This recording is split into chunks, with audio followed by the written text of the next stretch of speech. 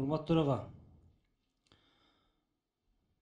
урматтуу депутаттар, өзүңүздөр билесиңер, кече күнү Ош шаарында көмүрдүн баасы 12 сомго чыкты. Мен жергиликтүү бийликке чыгып, антимонополия кайсыл жакка карап отурасыз, силер кайсы жакка карап отурасыңар деп сурадым. Алар өздөрүнүн пиар кылгандан бошобой калышты. Ош облусунун өзүнүн жергиликтүү өкүлдөрү, бийликтер. Ушундай кыштын кычыган суугунда эл менен иштешпейби? Көрүнмөй жерге барса камера менен барып иштеп калды. Кылган ишин кайсыл жакка барса да камера менен жүрүп калдышты. Барбайбы 12 сомдон 10 сомдон элдер көмүр сатат. Элдерибиз ала албай атат, кыйналып отурат, свет өчүтат, отопление жок.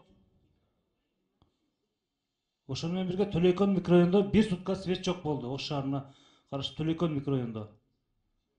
Ушуга урматтуу президент өкүлү, урматтуу төрага протокол тапшырма берип койсоңуз. Мындай болбойт. Республикабыздын эч бир жеринде 12 сомго көмүрдүн баасы чыккан жок. Жергиликтүү бийлик иштеш керек. Пиар кылып отура бербей.